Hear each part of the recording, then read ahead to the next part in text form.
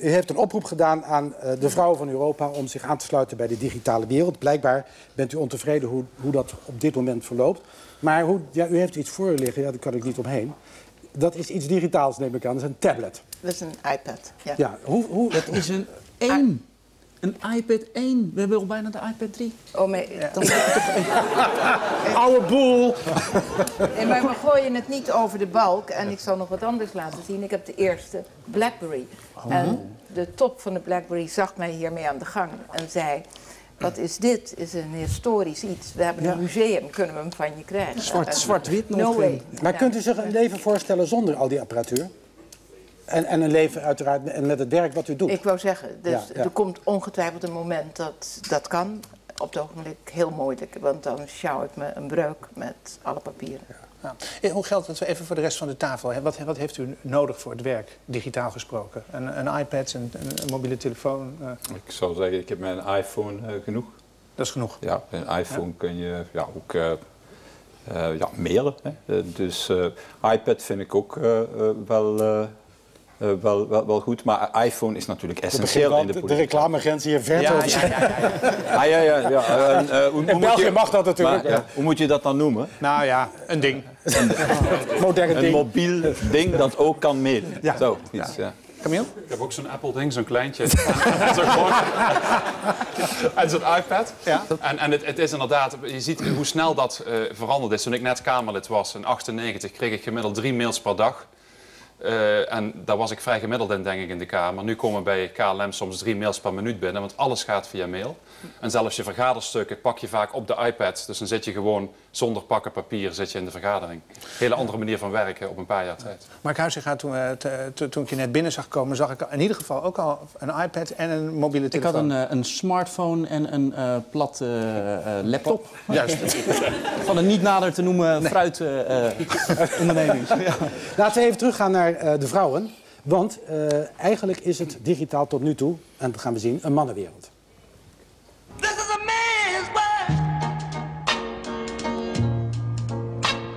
This is a man's world. Man made the cars to take us over the road. Man made the train to carry the heavy load. This is a man's world. But it wouldn't be nothing without a woman or a girl.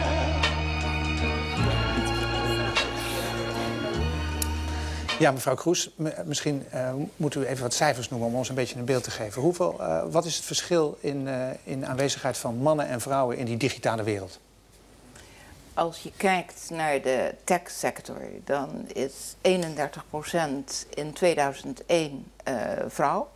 En inmiddels is de techsector verdubbeld en nu is het 18%. Dus we gaan de foute kant op. Ja, hoe zou dat komen? Ik denk dat er een aantal redenen voor zijn. Allereerst dat het toch iets heeft voor veel vrouwen, maar met name voor veel jonge meiden. Van, is dat wel sexy, is dat wel cool, om het kennelijk in hedendaagse termen te zetten. Dat men er niet genoeg van af weet, dat men onvoldoende weet hoe onvoorstelbaar interessant het kan zijn en dat het met heel veel andere sectoren te maken heeft. Dus een awareness probleem en ook dat je toch echt in het onderwijs ziet dat men niet de keuze doet waardoor je in je latere leven al die mogelijkheden. Maar dat was vroeger toch ook al? Vroeger waren er ook campagnes Kies Exact om meisjes te verleiden een ander keuzepakket te kiezen. Toen ik op de middelbare school zat, had je het vrouwenpakket, dat waren de talen en de mannen. Ik niet overigens, maar de mannen namen dan wiskunde en natuurkunde. Is dat niet van alle tijden? Dan is er in ieder geval nog heel veel te doen. Ja. Het zou niet van alle tijden moeten zijn. Het is overigens wel aan het verbeteren. En vanochtend zat ik in een van die fora waar jonge meiden bezig zijn om een enorme slag te maken en ook weer andere jonge meiden daarin mee te slepen. Er is heel veel te doen. Er zijn ook rolmodellen nodig. Wat overigens in dat filmpje bleek, want jullie lieten alleen maar mannen zien, Ja. maar, behalve dan de laatste. Maar als je het hebt over Facebook bijvoorbeeld, degene die het daar echt uitmaakt is de COO en dat is Sheryl Sandberg. En dat is een vrouw van staal en beton. Ja. En er zijn dus een aantal Maar vrouwen... Mark Zuckerberg is toch de man die dat allemaal bedacht en begonnen heeft, toch? Ja, maar ik heb het over van wie manage het. Ja. En dan is zij een van de sturende factoren in dat bedrijf. Ja, en u vindt haar dus belangrijk in de zin In dat een u zegt een rolmodel. rolmodel. Ja. Zou u er nog iemand kunnen noemen? Ja, er zijn Geneviève van Intel is een vrouw, een Australische, die vanuit een sociologische invalshoek bij dat bedrijf is gekomen en nu ook in de top zit. Maar het lijstje is klein. Ja. Is het eigenlijk erg? U zegt het gaat de verkeerde kant op. U mist veel. Dus de vraag of u dat erg vindt. Aan de orde is dat onze economie geconfronteerd wordt met een gebrek aan, over een paar jaar, 2015 is de berekening, dat er 700.000 vacatures zijn, alleen in Europa, in de techsector. Tech is ICT eigenlijk, of niet? Ja, de digitale wereld. Als we dat nu weten, in 2015, die mogelijkheden, als we dat niet kunnen invullen, en dan hebben we het over, dat kan zowel vrouw als man zijn, maar dan zullen we nu maatregelen moeten treffen.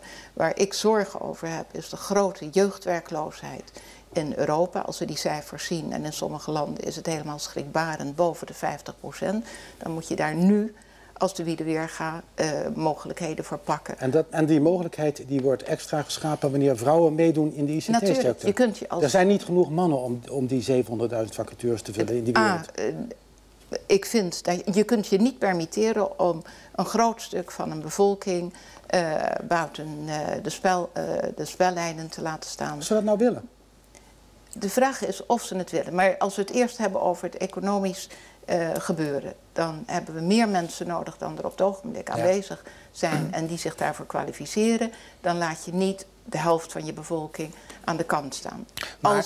Als ze dat willen, dan is mijn wedervraag, hebben ze de informatie wat er dan gemist wordt? En daar kom ik op het punt.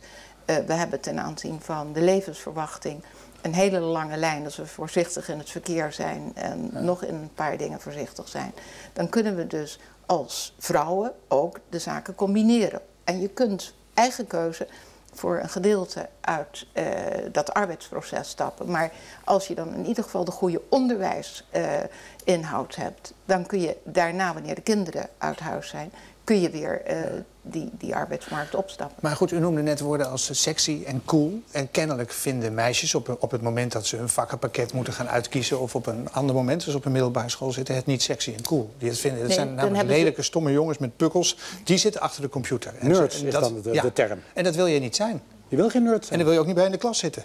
Dat is jullie verklaring voor het geheel. Een verklaring. Na een langdurige sociologische studie die we daarvan hebben gemaakt. Ja, nee, daar twijfel ik niet aan. Jaren in de klas gezeten. Heel veel jaren.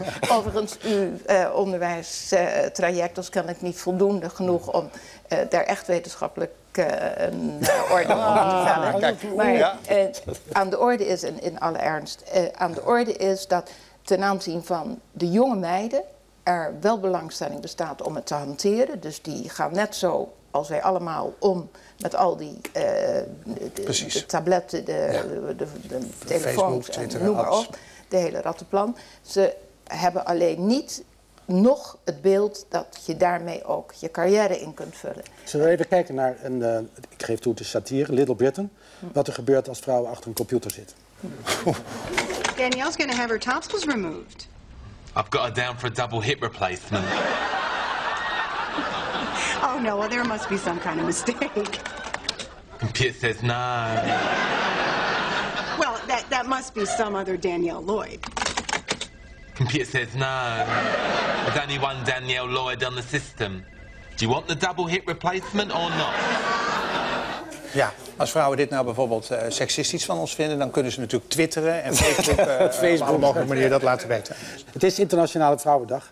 We willen het ook even hebben over vrouwen aan de top. Dat wil nog maar niet heel erg. Hoe is het bij de KLM bijvoorbeeld? Zijn er vrouwen in de Raad van Commissarissen of in de Raad van Bestuur? We hebben nu 2 vrouwen in de Raad van Commissarissen. En we hebben hoofdmarketing wereldwijd. En ook het hoofd Operation Control is een vrouw. En Operation Control is echt als de raad van bestuur bestaat uit 12 mensen. En hoeveel zijn daarvan vrouwen? 2 op dit moment. En dat zijn er nog heel erg weinig. En daar hebben wij nog een verre weg te gaan. Maar je ziet wel dat het nu echt begint. En ik vind het belangrijk. Ik heb van tevoren, en dat kent Nelly ook heel goed, ook in een andere omgeving gewerkt waar aan de top het een mannendomein is. Het ministerie van Verkeer, zoals ik het nog steeds noem. Verkeer en Waterstaat. Ons ministerie. En daar was aan het begin 1 vrouw in de top. En we hebben binnen 3 jaar een 50-50 bereikt. Het is zo dat ook voor zijn ingenieurswereld er minder vrouwen zich kandidaat stellen dan mannen.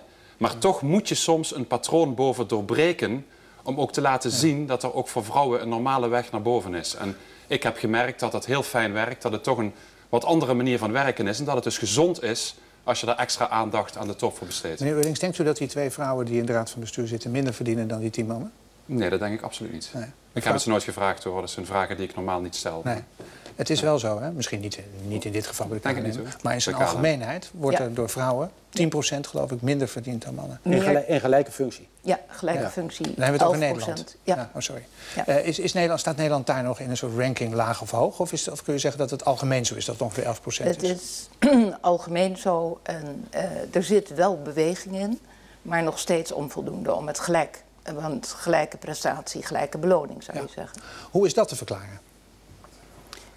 Dat vrouwen niet weerbaar genoeg zijn om op een gegeven moment te zeggen van we doen hetzelfde als de vergelijkbare collega.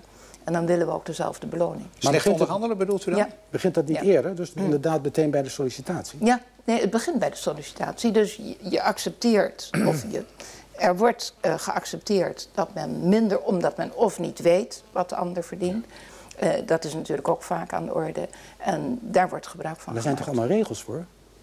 Jawel, maar op het moment dat in een arbeidspakket dat aan de orde is en het geaccepteerd wordt door de potentiële kandidaat, dan kan die toch later naar een jawel, kan ook. lopen en zeggen dat mag niet? Er zijn ook aantallen mogelijkheden om daarvoor aan de bel te trekken. Ja. Ja. Maar het is natuurlijk ook weer niet zo strak geregeld dat ergens staat als je, laten we even zeggen, buschauffeur bent en je hebt 2 jaar, je bent 26, dan heb je recht op zoveel. En als je kunt altijd iets meer of minder krijgen van een werkgever. Dat maakt het natuurlijk moeilijk om te zeggen, het komt echt doordat je man of vrouw bent. Dus als vrouw sta je in die zin niet sterk. Je zult in ieder geval moeten duidelijk maken dat je hetzelfde verricht. En dan sta je over het algemeen ook in een juridische procedure sterk. Maar in de meeste gevallen zal dat niet het eerste zijn waar je aan denkt en waar je mee bezig bent. Nee. Dus het is de acceptatiegraad en ook daar betekent het dat we met elkaar ons veel meer zullen moeten laten horen. Maar zou het ook niet komen dat die werkgevers denken, ja, het is een vrouw en die heeft vast ook een man die verdient, dus dan hoeft zij niet zoveel te verdienen? Of is dat een heel slechte veronderstelling die ik nu uit? Ik mag hopen dat het een slechte veronderstelling is, want dat zou schandalig zijn. Dat je met iemand anders samenwoont op een basis zou niet moeten beïnvloeden dat je voor werk minder zou verdienen dan een mannelijke collega. Het zou niet moeten, maar het is een verklaring. Ja, maar het heeft allemaal te maken met niet voldoende weerbaar op dat moment om te zeggen van er is een vergelijking te maken. Maar het moet toch normaal gewoon zo zijn, zoals het bij ons bedrijf en zoals het bij het ministerie, dat je kijkt dus naar ervaring, een aantal dienstjaren, het is dus dat niet dat bepalend is. Maar is er een werkgever die dan echt bij een sollicitatiegesprek denkt van, oh, er komt nu een dame, oh, dan zijn we gunstiger uit, dan kunnen we... Nee, het volgende is in de meeste gevallen aan de orde. Mannen verkopen zich bij die eerste presentatie beter dan vrouwen. Vrouwen die zullen accepteren wat voorgelegd wordt en mannen die zullen zeggen van, maar ik beloof je, ik heb een veel betere staat van dienst te bieden dan wat je anders zou verwachten. Dus een extra. Ja. Maar nu zei u net van, het is natuurlijk heel slecht voor de onderlinge verhoudingen als je meteen er een rechtszaak van zou maken. Maar wat heb je eigenlijk in handen? Als vrouw in dit geval. Als je het op 11% achterstand staat. Anders dan dat je misschien bij je collega die naast je zit vraagt, wat verdien jij eigenlijk? En je doet hetzelfde, we zijn even oud. Als dat verschil groot is, ga ik naar u. Want u bent van personeelszaken, u heeft mij aangenomen. En dan zegt u, ja, maar hij is gewoon veel beter. En daarom krijgt hij 11% meer. Wat kan ik dan nog doen als vrouw? U kunt, als u de bewijzen in handen heeft, kunt u uiteraard juridische procedure aangaan. Maar dan vindt u mij geen fijne werknemer meer. Nee, dus dit soort zaken spelen allemaal mee. En daarom is het ook in zijn algemeenheid aan de orde dat de beloningsstructuren moeten vastgesteld worden, ongeacht geslacht. En alleen maar op werkelijke feiten die aan de orde zijn voor die baan. Het is natuurlijk ook een